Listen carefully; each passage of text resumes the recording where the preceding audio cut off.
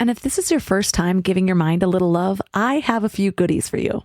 First, don't forget to subscribe so you never miss an episode. And second, sign up for the Morning Mind Love. Think of it like a weekday oracle from your highest self to help you start each day with a positive focus.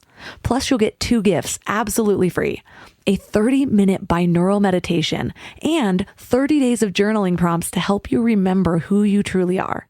So join over 9,000 people and go to mindlove.com to sign up. Welcome to Mind Love, episode 289. Today's episode is all about how to mind your boundaries, stop people-pleasing, and find joy in saying no. When you say no, you're saying yes to something else. When you say yes, you're saying no to something else. So when you turn around and you say yes to something that you really don't need to, or in fact that you shouldn't be saying yes to, you're saying no to yourself. If you run around indiscriminately saying yes, or you just have a habit of saying yes for the wrong reasons, even when you want to do something, you're still going to feel funny about it because your body doesn't know the difference, because you have associated saying yes and no with anxiety and obligation and feeling trapped and all sorts of other uncomfortable things.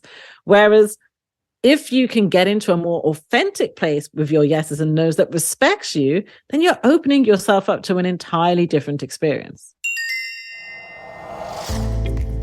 Turn up your frequency with Mind Love. Bite-sized brain hacks for seekers, dreamers, and doers. It's time to give your mind a little love with your host, Melissa Monti.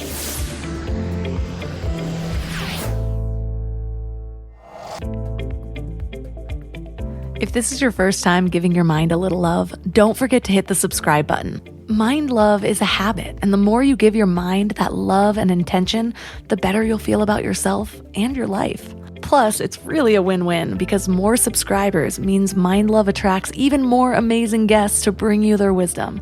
So don't forget to subscribe. Guess what? This is the perfect episode to welcome me back from maternity leave. Yes, I did have my baby March 6th in the comfort of my living room. Well, I wouldn't really associate the word comfort with birthing a 10-pound baby unmedicated and pretty close to unassisted, given that my midwife arrived 1 minute after the birth. But it was close. I will probably do an episode all about that story because it's long and it's crazy. But just so we're on the same page, I do have a backlog of pre-recorded interviews that I did while I was still pregnant. But from here on out, these little intro sessions with just you and I are now a little closer to real time. And like I said earlier, what better topic to focus on than people-pleasing when pretty much all of my waking and sleeping hours are dedicated to other people, big and small.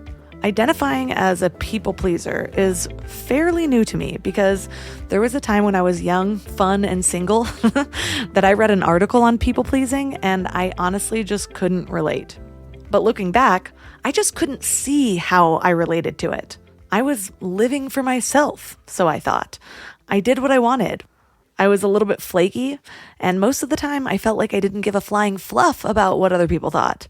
I'm not sure how I didn't see that maybe my boob job, Botox, and wardrobe overspending could possibly be about impressing other people. To me, I still felt as though those things were for me. Yeah, right. But in my mind, those things were for me. And even looking back a few years later, they were more about impressing than pleasing other people, right? Well, I guess that brings me to the question, what exactly is people pleasing?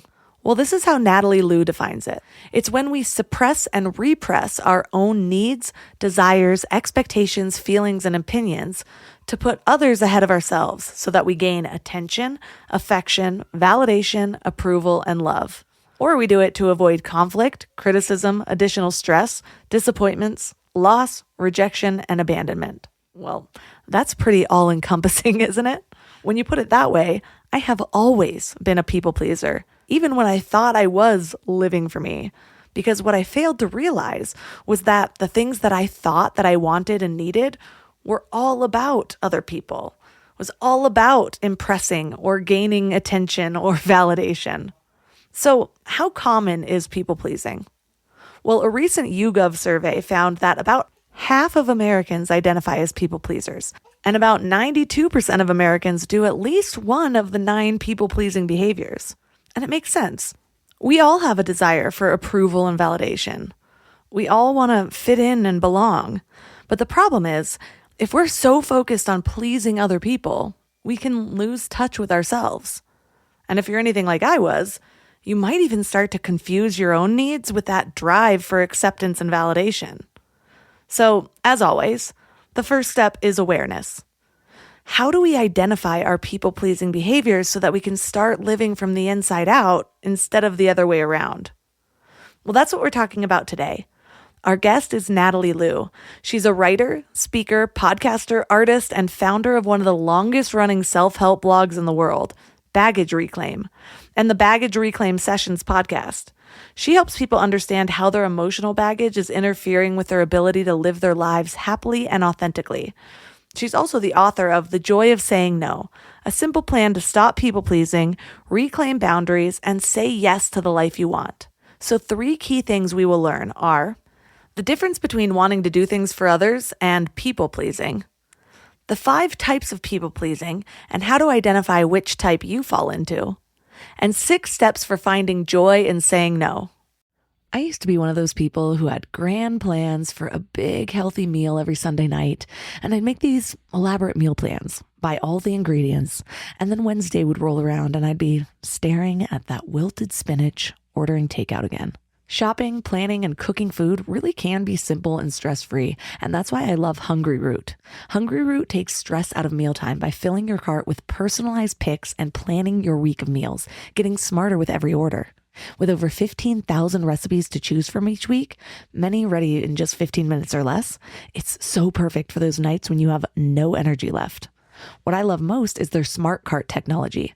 It actually learns what I like and what I will actually cook. So no more buying ingredients for recipes that I'll never make. Everything that shows up, I actually use. They screen out over 200 additives, including high fructose corn syrup and artificial sweeteners, only high quality meat and seafood with no hormones or antibiotics, and they carry brands like Vital Farms and Ithaca hummus that I already trust. The time I've gotten back has been incredible. Instead of spending Sunday meal planning, I'm doing things that actually matter to me. Take advantage of this exclusive offer. For a limited time, get 40% off your first box, plus get a free item in every box for life. Go to hungryroot.com/mindlove and use code mindlove. That's hungryroot.com/mindlove, code mindlove, to get 40% off your first box and a free item of your choice for life. hungryroot.com/mindlove, code mindlove. Say what you want about AI, but it's here. And it's helping businesses get more done in a day. Wix's website builder is infused with AI so you can stay ahead. Create a beautiful, functional website just by describing your idea. Track how your site appears in AI search results. Create custom images on demand, or launch an entire campaign in a matter of minutes. Wix gives you AI wherever you need it. Try it out for yourself at Wix.com.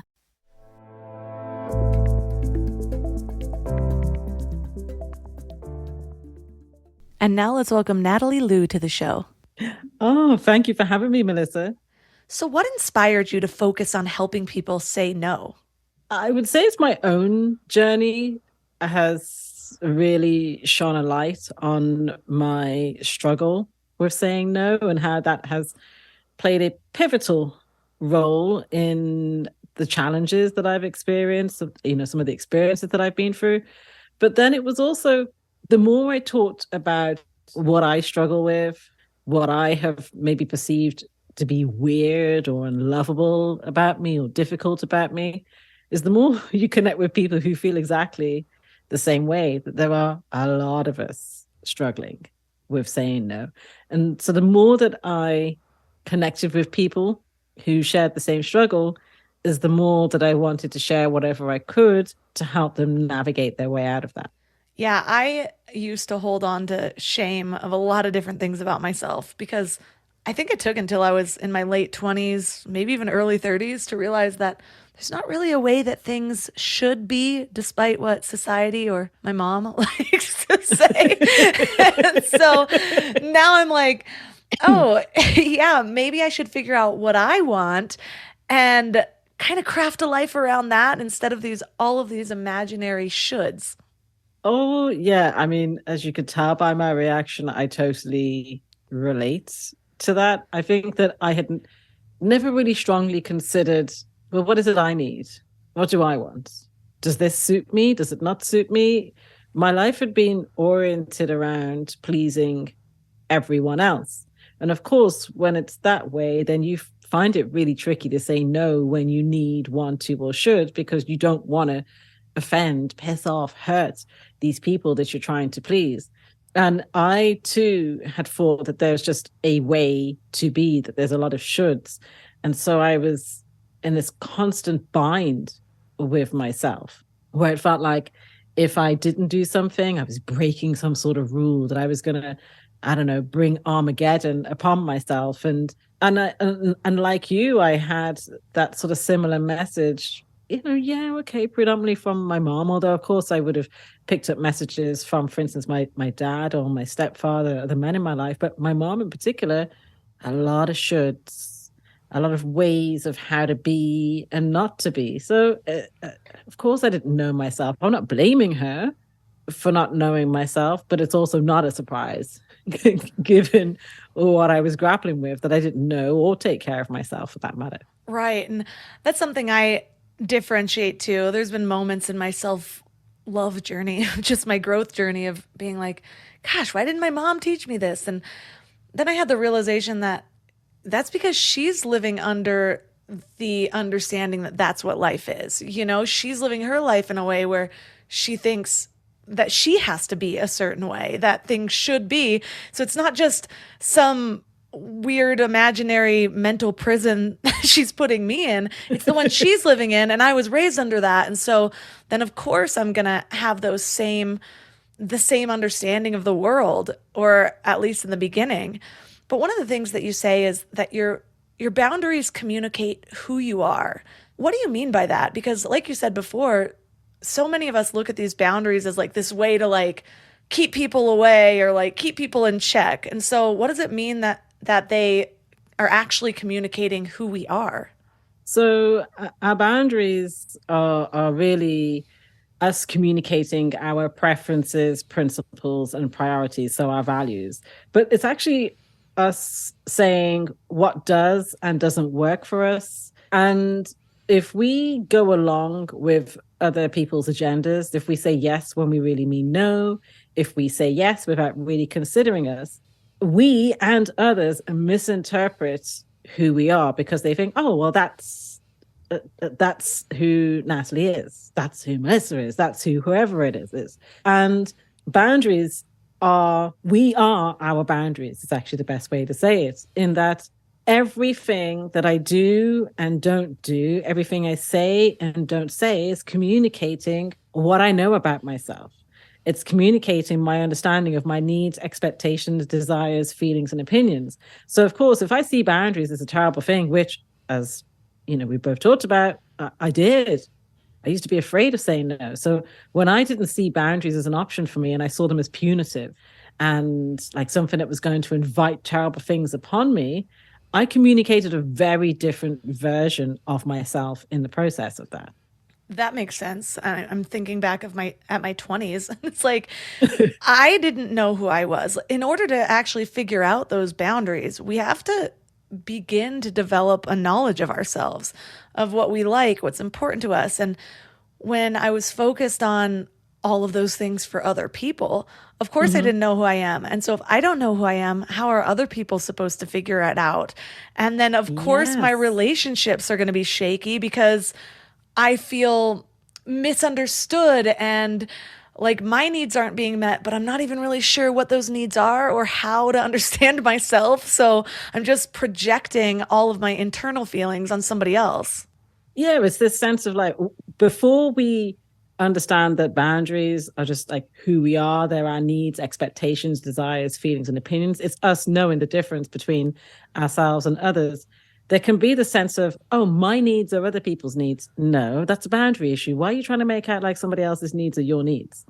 And we think that other people's feelings are our feelings, or that other people's feelings and needs and wants are more of a priority than ours. And when you said about like in your 20s, like, oh, yeah, totally with you there, where it was just this sense of, I'm just whoever you want me to be. I'm whatever the moment calls for. If you want cool girl, if you want somebody who says she likes this and doesn't like that, I'll go along with that if it means you'll like me, if it means you'll love me, if it means you'll turn me into your girlfriend. But how can we know a line that we don't communicate? How can people meet needs through us being in a relationship with them, for instance, if we don't actually communicate who we are and what our needs are through the sort of presentation of ourselves? You know, I say to people, we can be very complicated about boundaries. And the example I use is this. If I come to you and I say, what's your name? And you say, my name's Melissa. And I turn around and I go, oh, hey, Liz, I've just overstepped a boundary there. When you told me your name, you communicated a boundary because you communicated information about yourself. If I now turn around and I change it to something else altogether, I'm communicating something there about my understanding, or should I say lack of understanding and respect of that simple boundary there. So everything we do is us communicating our boundaries. And going back to the example as well that you gave about being in your 20s, when we were both, would have been, for instance, dating, I'm guessing, like in our 20s, and we didn't call out something shady or undesirable, you know, unwanted. In the process of that, we miscommunicated our boundaries because we gave the impression that we were okay with things that we actually were not.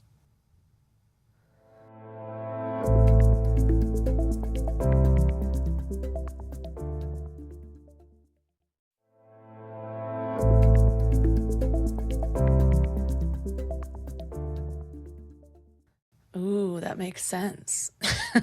Again, my whole 20s are just flashing through my eyes. And I say that, but it's still something that I'm struggling with in a totally different way. In some areas, yes, I have rock solid boundaries and I am great at communicating them. I'm actually pretty good at saying no to things. What I'm not good at is informing people of a way that I would like things done. Like, I always joke on this podcast about how for some reason when I get massages, I'm like laying there and I cannot direct them like harder or softer. Like I have heart palpitations. It's a thing every single time. And I've gotten responses from listeners, oh my God, I'm the same way. And they'll even say like, is this too hard? And I'm like, yes, just say yes. And I'm like, no, I'm good. Oh my gosh. See, now that's funny because I am very particular about massages. So I up front, I'm like, I like this kind of massage, because if they don't want to give that kind of massage, like basically, and I know some people will laugh when they hear this, if I'm not leaving that massage in a bit of pain, I have not been massaged. Yes, I like that too. And I hate when they do that light feathery touch, or it feels like it's real tentative. I'm not saying I want to get mashed up in there, but if I don't feel you really going into my muscles and really working through that tension, then what the hell am I doing there? I can give myself a light feathery touch. I can give myself that kind of massage at home. I've come to you for a very specific type of massage. But a friend of mine, she would hate to have that kind of massage. Like, we literally went for a massage together. And when I said to her, I'm really looking forward to getting worked over, she was horrified. She's like, oh no, I just want like a gentle touch. But I get it, because that's what she wants, but I want something different. If I lie there on the bed and for instance, you could be lying there on the bed and they're going way too heavy and they're going, is this okay? Yeah, it's fine. It's like, well, no, it's clearly not fine if you don't think it's fine. and if it's too gentle and they go, is this tough enough for you? Yeah, it's fine. Then that person doesn't know that actually you want something else. And I mean, I was in a massage where I literally, even before I gone in there, I was like, I like a tough massage. Give me the person that gives me the tough massage. I go in there, I'm going harder. Honestly, it was like she just was not registered. I felt so unsatisfied when I came out of there. But I think that what you pointed to there is that thing where we feel really uncomfortable, very clearly communicating our preferences, where there is this discomfort with putting our stake in the sand and saying, I like this, or I don't like that, or I need this from you? Because that feels, what would you say that feels like in a situation like that? Feels too like you're being demanding or something? For me, I am okay with it if I first arrive and they're asking me my preferences, I can say it all there. If they get it wrong, I have a hard time making them feel like all of a sudden in my head I'm like, well, if I say it now, 15 minutes into the massage, then they're going to be thinking, "Oh man, I screwed up the first 15 minutes of this massage. I wasn't doing what she wanted." And so it's telling somebody that they haven't been doing something right in my mind. And I know it doesn't make a Ooh. ton of sense, but Oh, it does. it when I think about where this comes from, just in case my mom's listening, I love you dearly, but she is the most intense person I've ever met on these preferences. Like, she literally goes back to get her hair redone probably We have the same mother. 90% of the time, like 90%. And I'm not exaggerating. Same with her nails, the cleaners that come, to the point that she once went into a nail lady because it was her regular nail lady, and she was going back every time to have them fix it and doesn't really comprehend, like, hey, this is really eating out of all of their profits. And she's like, well, they should do it right the first time, whatever. And I'm like, I don't think you realize how specific you are.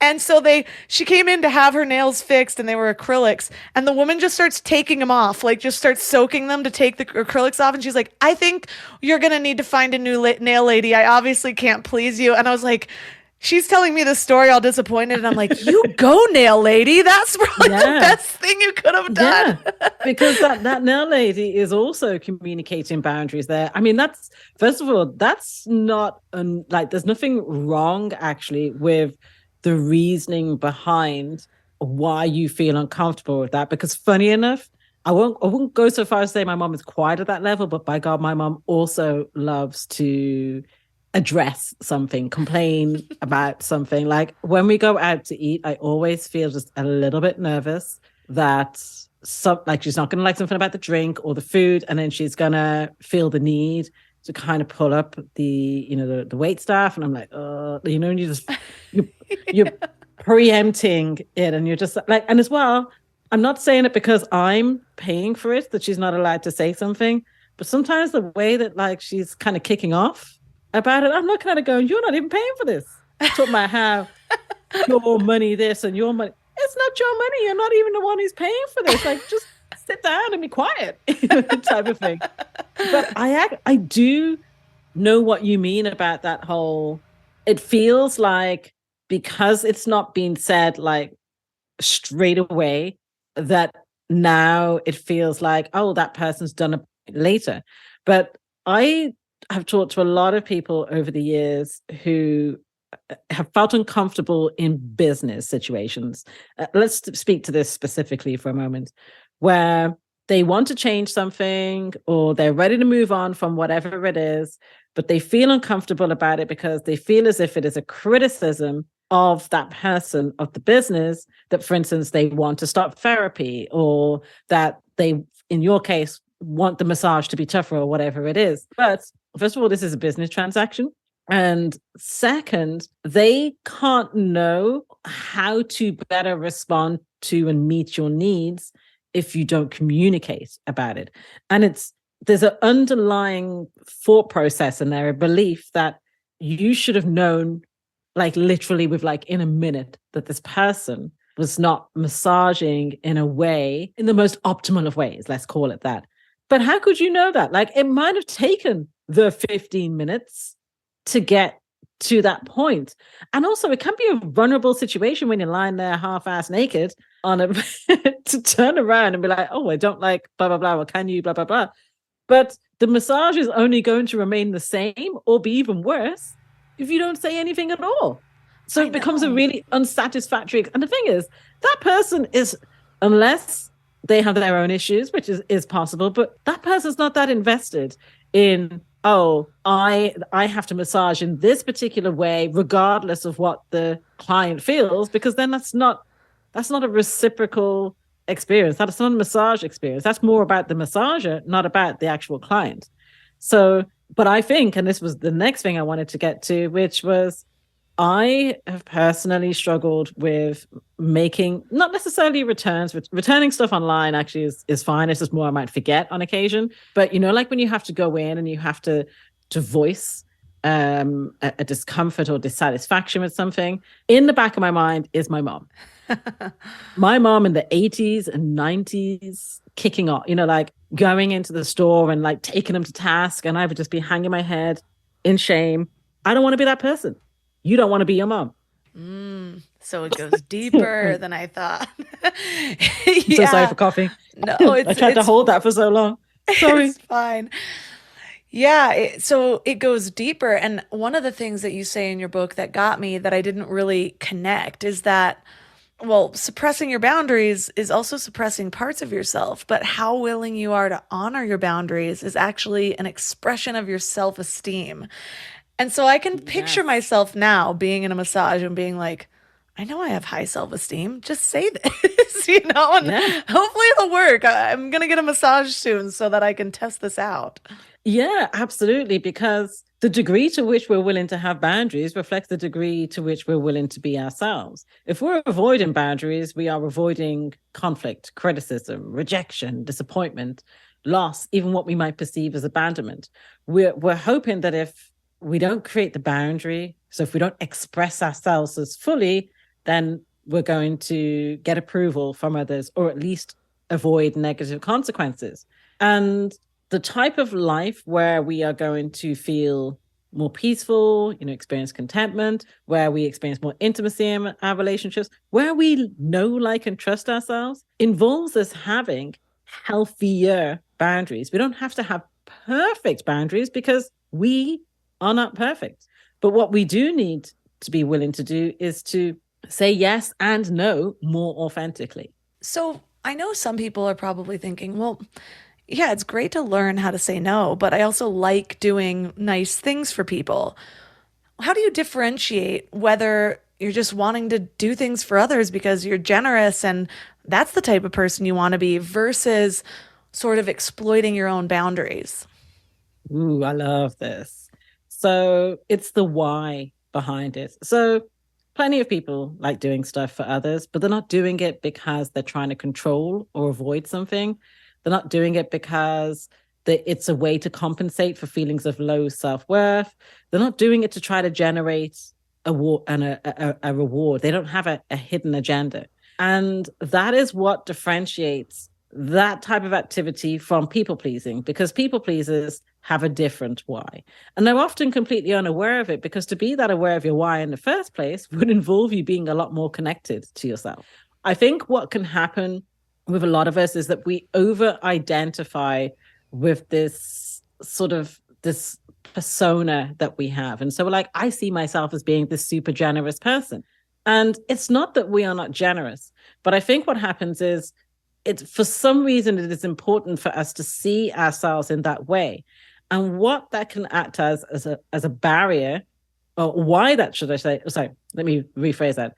And that can become a barrier to us having healthy boundaries, because in a situation where we need or want to say no, it will feel as if that contradicts the identity of being generous. So then we won't say no. And then we will feel resentful. And the thing is, if we're doing this stuff, claiming that we're generous and being giving, but actually we feel what I call the people pleaser feeling. So like resentful, anxious, overwhelmed, overloaded, feeling powerless, helpless, fretful, victimized. These are signs that you've done what for all intents and purposes might be good things, what you had seen as generous, for instance, but you've done them for the wrong reasons. And that makes sense, because we think we're out there just being generous, doing things for people, like it's our persona, that's who we are. But one of the things that you mention also is that if you have a problem with saying no, then chances are you have a problem with other people's no's, because it goes back to that idea that if we're doing things because we think that's how it should be, that's not just a standard that we're holding ourselves to, it's a standard that we're holding everyone else to. And so in our desire to like be this generous person, we're also looking at other people when they're not doing the exact same thing back to us. And we're like, well, Yes. that's not how a friend should be. I don't feel very loved right now. I can't believe you do that. I would never do that. I would, of course, drop everything to go do this thing that you need. Amen, Melissa. Take it to the church. You are talking stone cold facts here. You have honed in on it. Like, how are we gonna sit here and be like, oh, I'm afraid of boundaries. I don't know how to say no. No feels scary. How are we gonna say that and not also acknowledge that we have a problem with other people's boundaries? And no, of course, when people turn around and say no to us and we see ourselves as being generous, we're gonna be like, they're so ungenerous. They're so unkind. That classic people pleaser phrase, after everything I've done for you. And we have to be honest with ourselves and recognize that feeling uncomfortable about boundaries is not just about us. We feel uncomfortable with other people's boundaries. That's why when other people say no to us, we go into a spiral and we're like, oh my gosh, I'm not good enough. I've been rejected. They don't like me. I'm not worthy. How am I going to make it through this? And that's about us reacting really quite strongly in I guess what we could call a negative fashion to somebody else expressing their sense of their boundaries. Don't get me wrong. Of course, we're going to feel some kind of way when, let's say, for instance, we go on a date. This is a classic example. And we think that the date went well. We don't hear from them again. But if we make it about our worthiness, if it's like, well, why would they turn around and say, no, I haven't done anything wrong? We're then linking two things together that don't belong together. That the only reason why somebody has a right to say no is if we have done something wrong. And that's pretty messed up. Yeah. Or if you're like, but I took my pants off for you.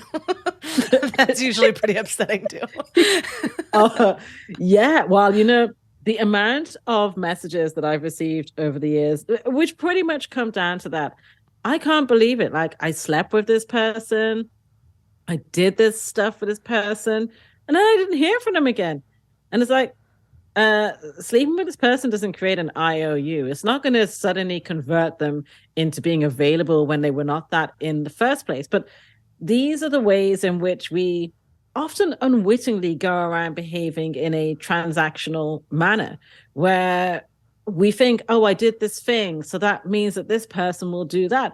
And this is where we run into trouble, because actually we need to do things based on who we are, not what we're trying to.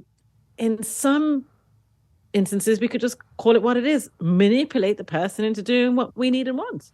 Yeah, I thought I was tickling his balls for 30 minutes after the fact just because I was nice. Just kidding. That hasn't happened in quite some time.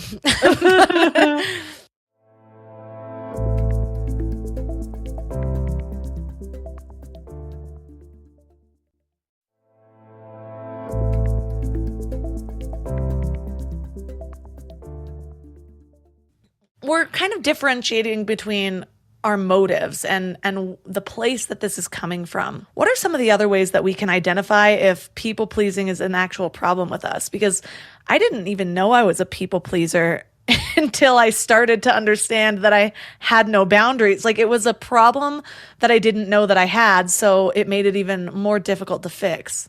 Oh, and that's a common thing, Melissa, because I think whenever I talk to people about people pleasing, and I'm talking groups of people here, it would be, you get a portion of people who they have an idea of what they think people pleasing is, and maybe they don't think it's really got anything to do with them, or they do, but they're not really quite sure how that manifests in their life. And then a portion of them over-identify with being a people pleaser, like it's a badge of honor. Oh, I'm such a people pleaser. Oh, I'm such a people pleaser. And then there are others who are like, oh, people pleaser equals being a doormat. And you get these sort of extremes in it. And that's why a lot of people don't know what it is. And I think that I think it's easily misunderstood because they think that people pleasing is when you do very obvious things that make it look like you're, basically a performing seal on steroids.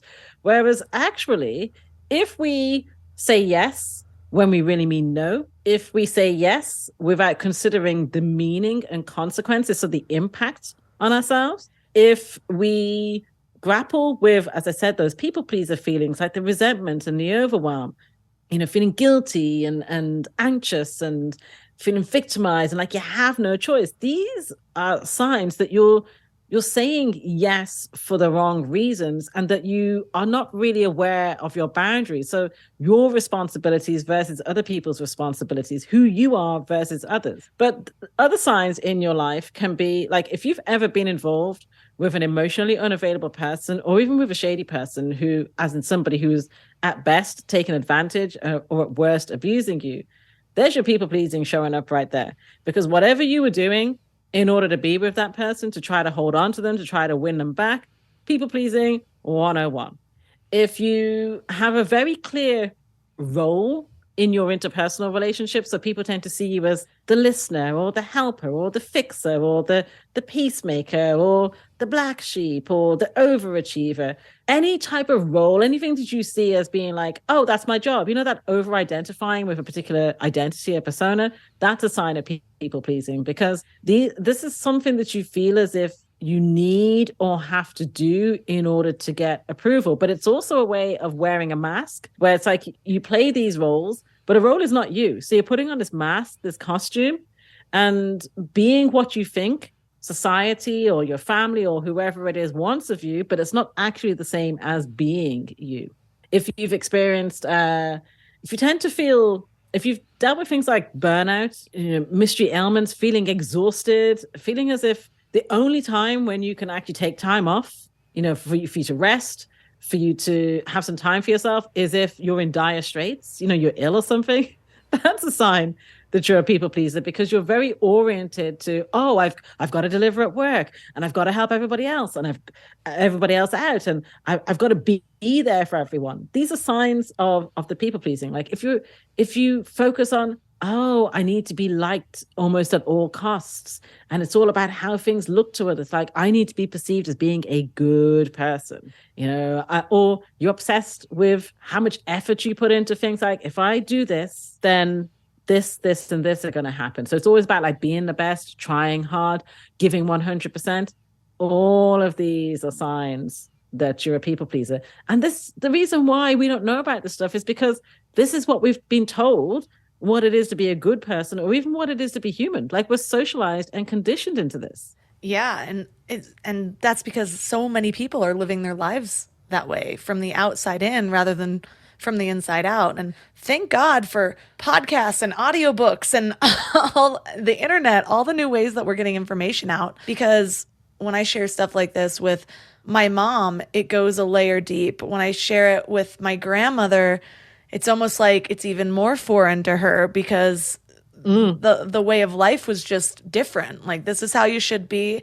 And it's funny too, because I've been noticing these different patterns with it. Whereas my grandma, she raised 5 kids, and she just got pregnant really easily and quickly. And so they were like back to back. By the end, she was like begging her doctor for birth control, but she was Catholic. And so she was like trying not to tell anyone. And, and she shares now like how my grandpa didn't help back then. And I know that they've had some heart-to-hearts now, but just in the last like 5 or 6 years where he's really apologized for that and like has shown up in a different way. And they're pretty old now, but it meant a lot to her because she was just kind of surviving and trying to get through. And she had to move across the country at one point with 5 kids on a train by herself because he had already moved for the job, things like that. And there was no option for her in her mind to voice a different need, because that's how it was with everybody else that she knew, where the moms just kind of stayed home and did this, and the dads went to work and supported in that way. And when he came home, he just turned on the TV. I don't know if they had TV back then, did whatever he did. I don't know when things arrived, but and on one hand, she's like looking at this generation and being like, oh my gosh, what a change. On the other, there's this element of she's kind of evolved to be this like Zen master in a way. Like, she can just let things roll off her shoulders the way that this generation isn't as good at. And I'm like, where's that line of being like, these are my boundaries versus kind of getting upset at how things are, I suppose. Yeah, that's a really good question, actually, because I think that, as you said earlier, and really perfectly illustrated with your grandmother, like, they came up in a different time. We came up in a different time. Like the time that my daughters, who are teenagers now, are coming up in is totally different to what it was like for me. I was a teenager in the 90s. And so when I went out as a teenager, I didn't have a mobile phone on me documenting every move that I made. Thank I God. didn't I'm know so about, glad I skipped that. yeah, totally. I didn't know about like anxiety, mental health, self-care. Like this was not a language. And the expectations that we have had of humans and then of women, of men, of people have been very rooted in the sense of this is how things are done. And of course, depending on where you were born, the family you came into, your race, your religion, all of those things can impact that the rules, the ideas that you have internalized about what it means to be a certain type of person. Motherhood was this all sacrificing role. You didn't have anything to you other than, well, not just motherhood, like being a wife. And so you didn't have an identity outside of that, and you were just expected to get on with it. If you had some sort of ailment and you went to the doctor as a woman and you were like, oh, I've got this thing, you were a hysterical woman making a big fuss about nothing. You had to grin and bear it. And I think as a society, we need to find somewhere between not giving a flying F about anything that anybody feels and who they are and what they need, expect, want, feel, and think, and then rolling too far the other way, where there is can sometimes be the sense that people actually still don't really know who they are, but they're sometimes thinking, oh, I'm doing something in the name of my mental health, but actually there's a level of sort of spiritual bypassing going on there as well, where they're not really connected with their self. And of course, that is a work in progress. I look at, as you said, like, somebody like your grandmother, we know plenty of people like that in those various age groups and possibly even in our own, where they just crack on and do things. That has its pluses and minuses, because there is a resilience, I think, that we were endowed with as a result of growing up in those times. You, me, your parents, my parents, our grandparents, and so forth, they came up in a totally different time. And as a result of what there wasn't room for, they learned a certain type of resilience, but it meant neglecting and really having no sense of our emotional, mental, physical, and spiritual health. That's why those generations, including ours, were like machines, who don't really have a sense of their limits and just think, oh, you're ill, well, get a grip on yourself, just plow on, keep going, keep plowing on. Whereas, you hear some people saying, oh, well, the younger generations, they're like, oh, I need a mental health day. That didn't even exist way back. Can you imagine back in the day, oh, hey, I know I just started this job, but I need a mental health day. They'd have been like, get out, you're fired. I'm not saying that that's what should happen now. I think that we are in a transition in our understanding of boundaries. But, a lot of people will be like, oh, so what am I just supposed to do? Just run around saying no to everyone? Well, first of all, if that's not authentic, then that's still as much of a problem as an inauthentic yes.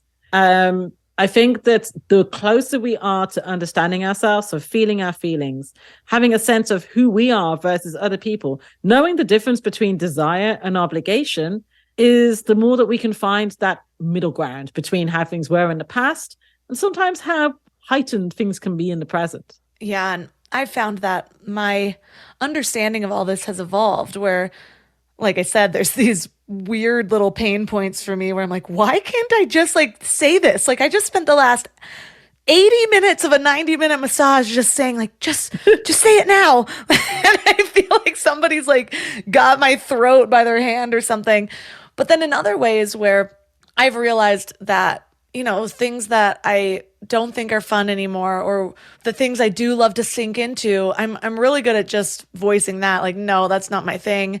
Saying no to things that I don't have the bandwidth for, I've gotten so much better at as well. I might still have the heart palpitations right before the conversation, but I also know the sooner I get over that conversation, the easier the rest of life seems. So amen. I'm working on getting that out there fast. But I've noticed that because there's different ways of being a people pleaser, sometimes one way will slip through the cracks because I don't really identify it as one of the ways that it manifests. And I know that you differentiate 5 types of people pleasers. Can we get into that? Yeah, so there are 5 styles of people pleasing, which are a gooding, efforting, avoiding, saving, and suffering. So gooders, people who engage in this gooding style of people pleasing are people who are primarily driven by wanting to be liked and how things look. So they want to be good in whatever form that takes. It doesn't necessarily translate necessarily into what they're doing, but it's always about giving that image of I'm doing the right thing, I'm being a good kind of person. Efforters, which is what I am, are people who their people pleasing is through their efforts as opposed to being about their image. I am the trying, putting in effort, trying to be the best, giving 100%. Anybody who has ever felt like or being told that they are a perfectionist, who is maybe quite self-critical, who feels like their efforts are not recognized, who is very much about whatever they do. I did this, so why didn't that happen? They are efforters. They are in that efforting style of people pleasing. Some people pleasers are avoiders. So their way of pleasing others is by avoiding whatever they think will make others uncomfortable. If that means never ever talking about the elephant in the room, even if that means leaving them in intense pain, then so be it for the avoider people pleaser. And they have picked up a message somewhere along the way that the most important thing is to just not rock the boat. Don't say the thing, don't do the thing, don't be the thing. So they will even avoid being too happy if they think if they think that doing that will cause discomfort for somebody else. Savers are the helpers, fixers, saviors of this world, who their people pleasing is by going around doing things for others. So they have an element of the gooding and efforting traits, but they're very much about helping and fixing and saving.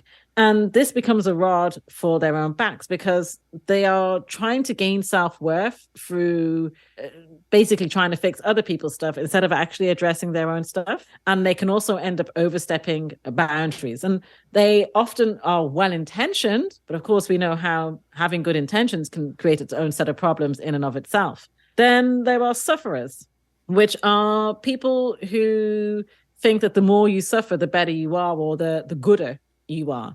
That also the way that maybe you can draw attention to your needs and finally have people meet your needs is if you're in plight, if you're suffering loads, then surely somebody is going to turn around and be like, okay, finally, I'll take care of you because look at how much you've pleased me. So there are some people who they think that it's their job to essentially be in pain because that will make sure that somebody else is happy with them.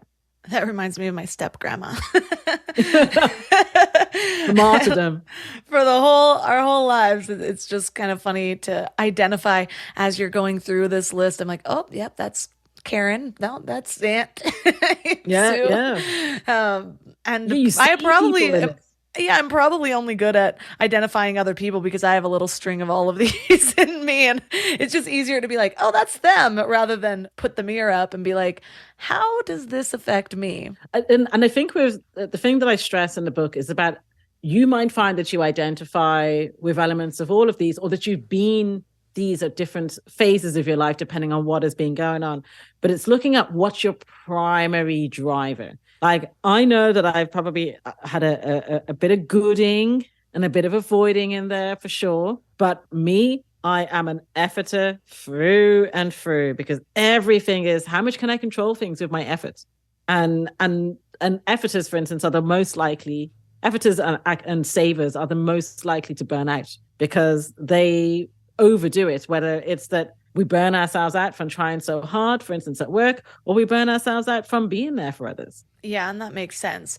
And that's one of the things in the beginning of understanding this that really got me, because I'm trying to be there for everyone else, but what that's doing is it's wasting all of my resources, my energy, my bandwidth And then I Mm-hmm. can't actually apply that to the things that are really meaningful to me or the people that are really meaningful to me. And I'm like, I just went and got a massage to relax, and I just outdid myself with all of the mental turmoil that I was in for that 80 minutes. Yeah. That now I need to go home and have a nap, and I can't even be there for my family. So, of course, learning to do this isn't just about like being selfish and standing in like, oh, I need to build the life the way I want, so I need to make sure everybody knows the way I want it. No, it's that, hey, I have a limited amount of resources and I want to allocate those in the ways that are the most meaningful to me and the ways that I think will be the most effective for the causes and the people that are important to me. And so in order to do that, I'm going to need to say no to certain things so that I can say yes to others, which is one of the points that you make that I think is so important is that it's not just, boundaries are not just about what you say no to, it's just as much about what we say yes to. Yeah, absolutely. I think that people see it very much as either or, like almost like, oh, I said no. Now I'm saying like no forever and ever more. When you say no, you're saying yes to something else. When you say yes, you're saying no to something else. So when you turn around and you say yes to something that you really don't need to, or in fact that you shouldn't be saying yes to, you're saying no to yourself. And, I have, for instance, found, like when you have one of those days at work that is just wearing down your last nerve, and somewhere along the way, you've said yes to something that maybe you shouldn't have, or that there's just an overdue no somewhere. And when you don't say that no, what happens? Well, I come in and I don't know, the kids are doing something, and on a normal day it would roll right over me. But because I am now stressed out about whatever this thing is, I'm ratty with the kids or with my husband. Like I'm distracted and snippy and whichever else. And it's like, oh, actually, if I can be honest with myself about what it is that's bothering me or about what I need, then I can say no to the things that I need to say no to and yes to the things that I want to. But if we keep saying yes, yes, yes, yes, yes, even when actually we really need to be saying no, there are times when we are not going to be able to say yes to things that we genuinely want to do. In fact, one of the points I make actually in the book is that if you run around indiscriminately saying yes, or you just have a habit of saying yes for the wrong reasons, even when you want to do something, you're still going to feel funny about it because your body doesn't know the difference, because you have associated saying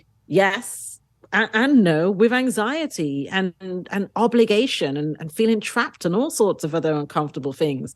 Whereas if you can get into a more authentic place with your yeses and nos that respects you, then you're opening yourself up to an entirely different experience. Oh, and that's such a good point and really drills home the reasons why this is such an important thing to learn. And so, given that your book is all about finding the joy in saying no, I know that you have 6 different steps to do that. And they're all so, even on their own, just learning one of them, I feel like is so helpful.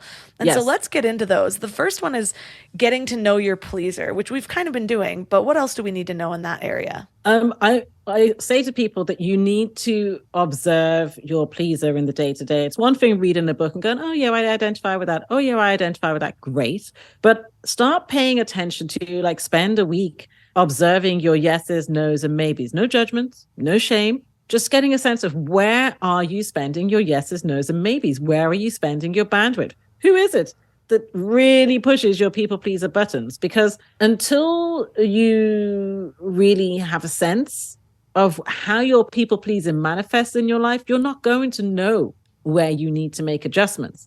And within like a day or two, you can have a real eye-opener with doing this work, where it's like, oh, there's that person. And when their name pops up, like on my phone or on my email, it just sends a shiver through me because I know they want something from me. They're the person that you need to be mindful of because they are likely to push your people pleaser buttons. But getting to know your people pleaser allows you to start thinking creatively about where you can look for opportunities to say no, but also where you can just be more mindful about how you're saying yes.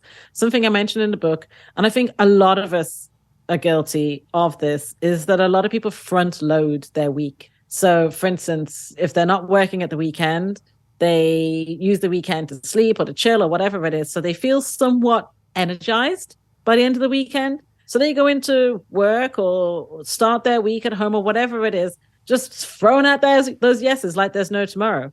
Then it gets to like Tuesday, Wednesday, and they are on a downer, like they're starting to go into a slump, they're feeling drained, they're feeling overwhelmed.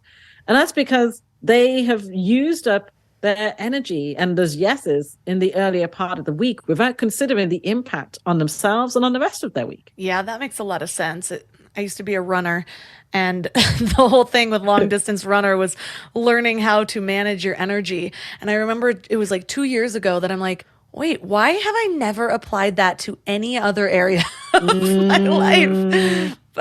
And so the next one is all about recognizing your baggage, because we want to see the things that we're coming in with. And sometimes that'll give us insight into more of the ways this manifests. How do we get closer to recognizing our baggage? I think in those moments, or even afterwards, when we realize that we have potentially people pleased, it is literally asking ourselves, what's the baggage behind this? Like, where else have I felt, thought, and acted similarly? And there is going to be something that comes up for you. There always is.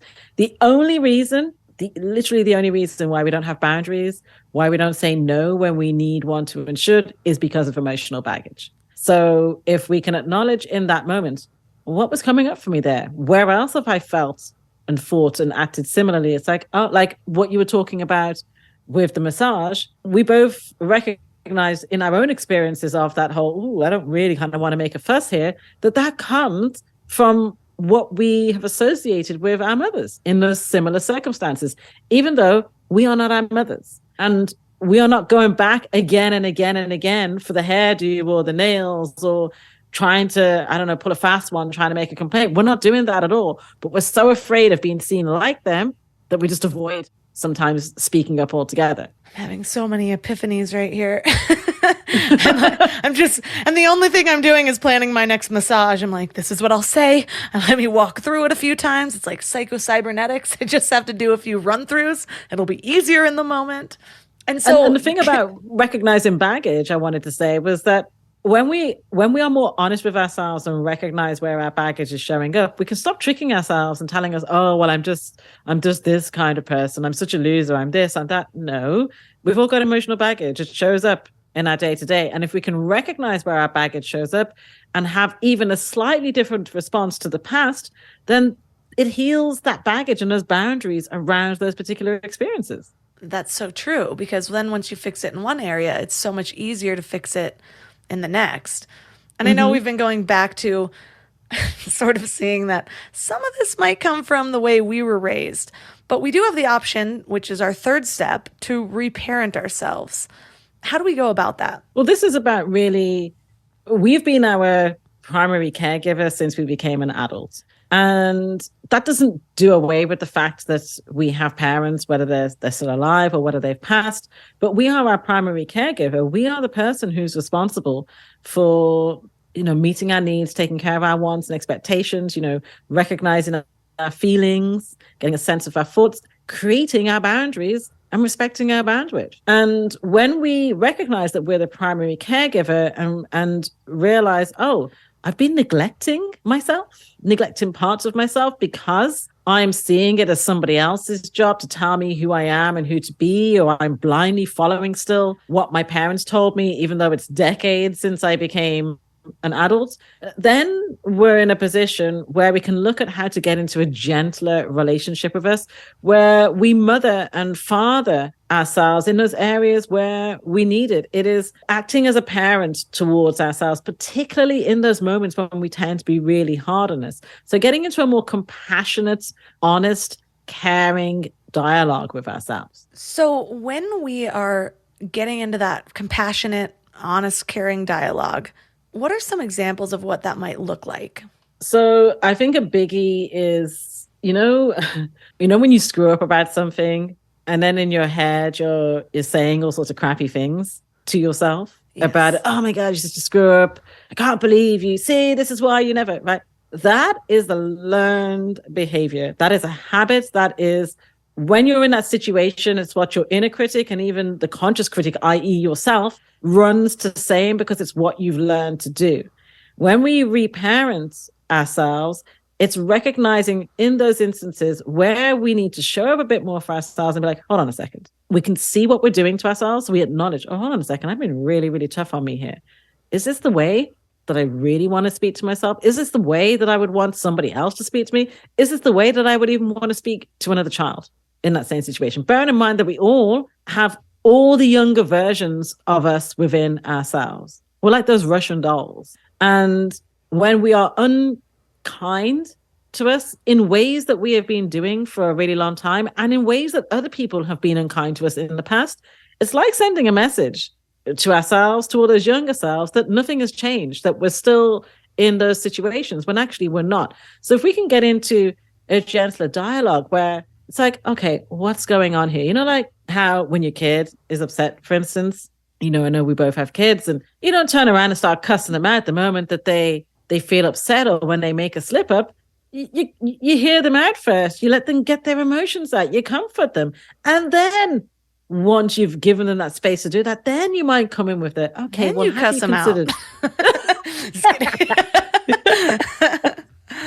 But this is what we do. We're just a bit gentler with ourselves in that moment. It's also, I think, something I mentioned in the book is about how we have to really reflect on what type of parent we want to be to ourselves. Like, are we actually planning to repeat exactly what, for instance, our own parents did? And it doesn't have to come from a point of shame, like, oh my gosh, my parents did these things and now I have to avoid that. It's like, look, our parents did what they did with the level of awareness that they had at that time.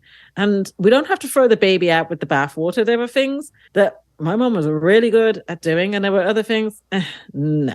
But at the end of the day, we have to recognize, hold on, I'm the one who's in charge of me now. I'm the one who gets a say. So what type of relationship do I want to be in with me now and going forward?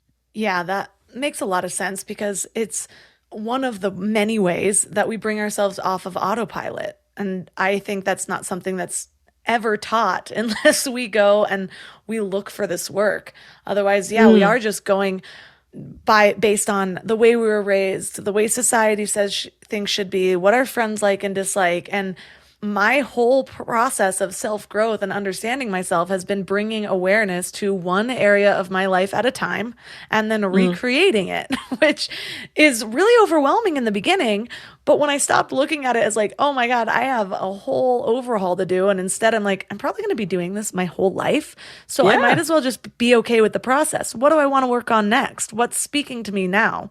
And so, it's part of your lifestyle, as opposed to, oh my gosh, I got to do this thing, like drudgery type of thing. And step 4, I feel like, is such a good way to do that, because it's not just about, this new hard thing of figuring out how to say no and potentially disappoint people and whatever, but it's actually understanding, can I make this thing a desire or say no, which is step 4. Speak more on that. I think that something that a lot of us are not aware of is that a lot of the time when we say yes to something, it's because we are, not because we want to, but because we are avoiding saying no, which is not the same thing. We're also saying yes because it feels like we don't have a choice, that it is an obligation, that we're going to get into trouble. These are not authentic reasons to say yes. There are some things that we have obligations about, but we have a lot less obligations than we think. But even then, when we can consciously choose what we do and don't want to do, then we are giving autonomously, as opposed to sacrificing ourselves or doing things that are only going to lead to resentment. Because whenever we do things from this place of, I have to, this is an obligation, I don't have any choice, it always, always, always leads to us feeling guilty and resentful. And this really well sets up the next one, which when I read, I was like, yeah, secret's out. Step 5, cut back on hinting. How do we hint and how do we cut back on it? A lot of the time we really want people to do the legwork for us. We want to look a little bit pained in the face. We want to say it, but not say it. And we just hope that the other person will pick up on that and figure out what it is that we need or want or expect. I'm thinking of you. We use the massage thing again. It's funny. Your masseuse probably is picking up some sort of hints from your body. This is not your most comfortable massage. Yeah. Yeah. It might not be enjoying it as much because our body doesn't lie, they can tell by the way you're holding yourself even on the bed that you're not as relaxed. Well, if it's too hard, but usually I'm like, harder, please. And then I'm too relaxed. So I go limp noodle and I'm like, can you see that I'm not even flinching? Not as obvious. Anyways. Yeah. But it is that whole, I think that, so people pleasing is hinting full stop, because we use our people pleasing in whatever form that takes to hint at what we need, desire, expect, feel, and think. And we also use people pleasing as a way to hint at what we hope the other person will do. Yeah. And as a result, it kind of becomes like, well, I've done all the things. I've been really good. I've made all of this effort. I've helped and supported so much. I've avoided talking about that thing, or avoided pushing you about that thing, or look at how much I've suffered to be in this relationship. That's us hinting. Look at the pain I'm going through. Look at how much effort I'm putting in. Look at how good I'm being. Look at how I avoid that stuff for you. Look at how I help and support you. Rather than coming out straight and saying, I need you to do da da da da da da. I want you to do. I don't like it when you. We won't come out with that. Instead, we just go around the houses with the hinting. And there are all sorts of ways that we hint with passive aggressive behavior.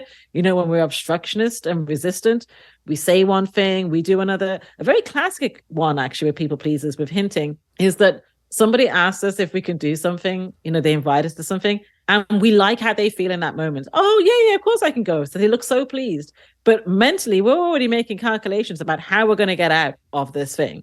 And then maybe when we talk to them, we keep telling them about how busy we are, how stressed we are. Do you think you're still going to be able to make it to that thing? Rather than coming out straight and saying, I'm not going to be able to make it, we're asking them if they're going to be able to make it, because we just don't want to come out straight and say, I can't make it. And so sometimes the person will turn around and say, so can you still do it? And then we're now put on the spot. Yeah, but we're looking strange, a bit constipated and stuff. with this, but we just won't come. Like, we want other people to figure it out and give us an out from that. Another example, I see this a lot with romantic relationships, is we use being good, trying to be the perfect partner, the perfect girlfriend, the perfect boyfriend, the perfect spouse, to hint at what we want our partner to do. And then we feel really, really frustrated with them when they don't figure that out. And so, like, we'll be out for dinner with them and we'll be like, oh, did you hear that Bessie and Jackie got engaged? I mean, oh my gosh, like, they've only been together for like 2 months and they're already engaged. Hint, hint, hint. We've been together for a lot longer than that and we're not engaged. What do you think? Our partner turns around and it's like, yeah, okay. We're then feeling annoyed because it's like, why are they getting the message here? Then we mention something else about somebody else's relationship. They still don't get the hint. And then we talk about something that we did for them. They're still not getting a hint. The proposal still doesn't come. And then we get all annoyed with them. At what point in that conversation did we turn around and say, hey, we've been together for however long? I'm just wondering, are we both on the same page here about where we're both hoping for this relationship to go? We don't do that. Instead, it's like, let me be good. Let me bust up my boundaries so that you'll think, oh, wow, what a good girl. What a good guy you've been. Let me give you an engagement ring. Yeah, that's a good point.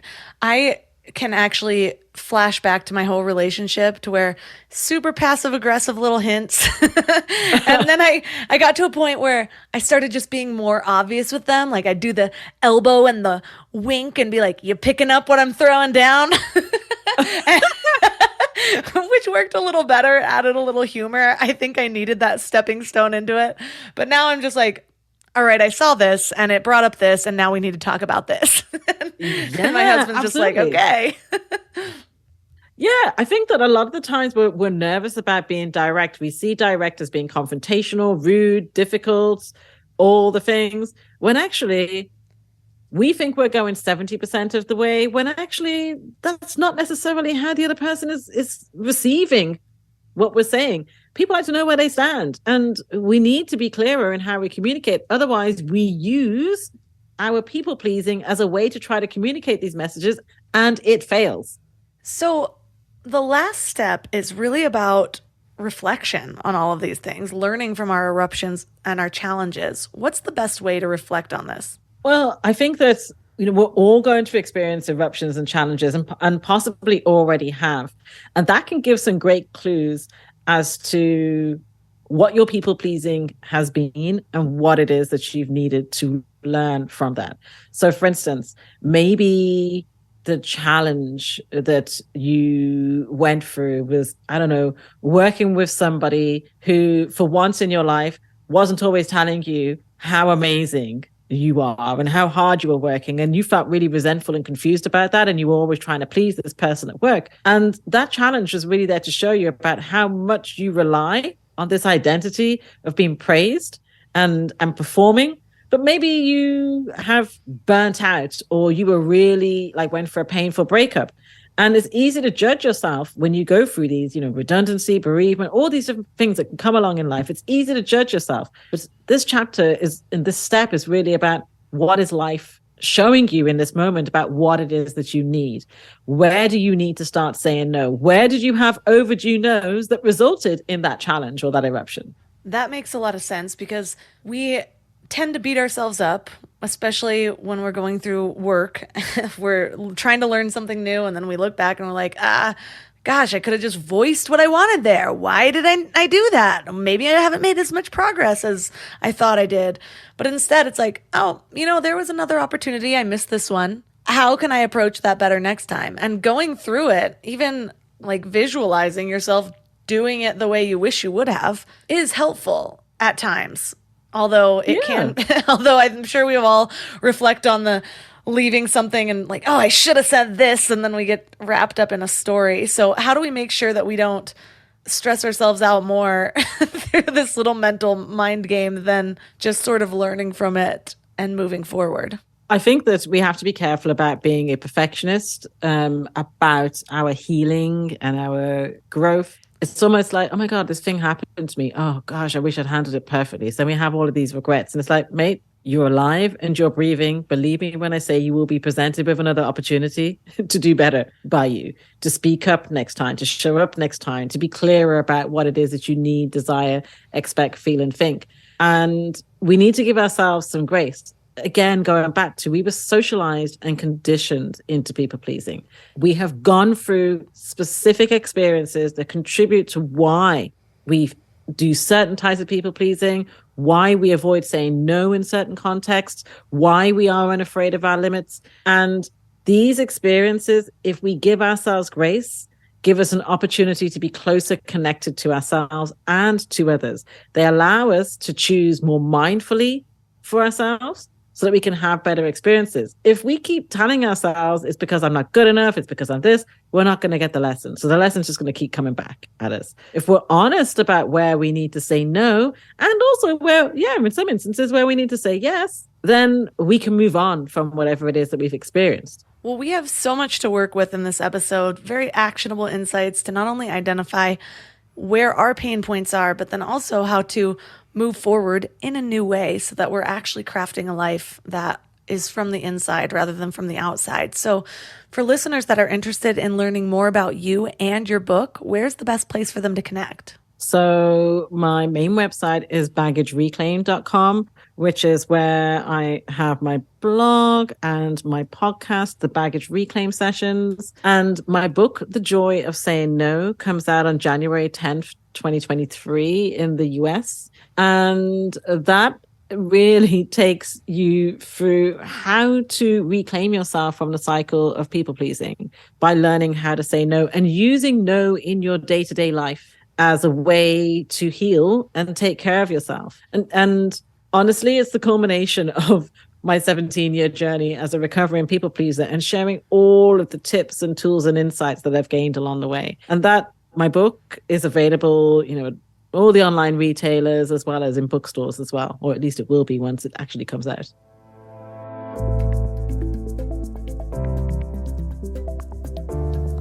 All the links from this episode will be at mindlove.com/289. Your challenge for this week is to just become aware of your people-pleasing tendencies. Like I said earlier, 92% of people have at least one of the 9 people-pleasing behaviors. So which type are you?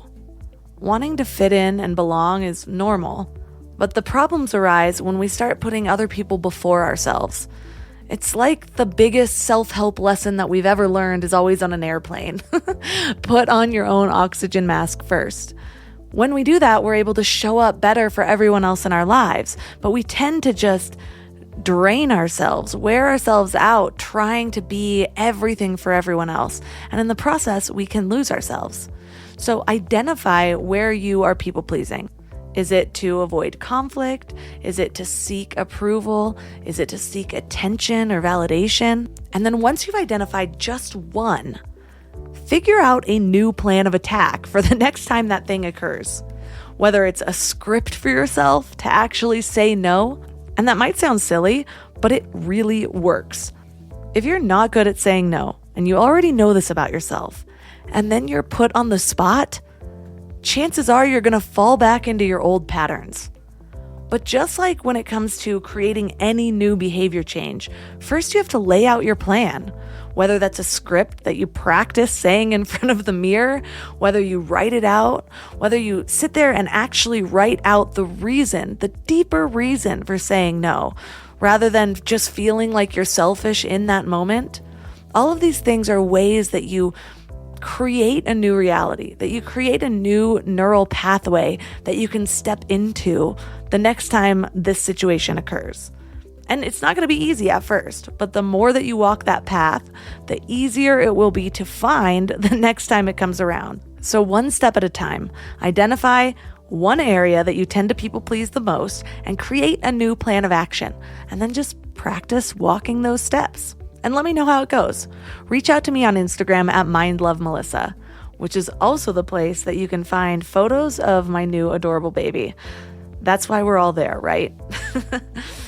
If you want to support the show, the best way to do that is by supporting one of my amazing sponsors, which you can find at mindlove.com/sponsors, or by joining the Mindlove membership, which is incredible this year. I don't know if you've heard, but I have Masterclasses that are dropping every single month, partnering with some of the best guests of the podcast, along with my personal tools for changing my life around, for actually taking control and living an intentional life.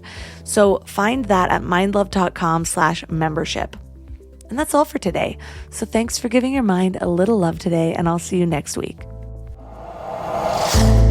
Thanks for tuning into Your Higher Frequency with Mind Love. Head to mindlove.com for a free gift to keep your vibes up until next week.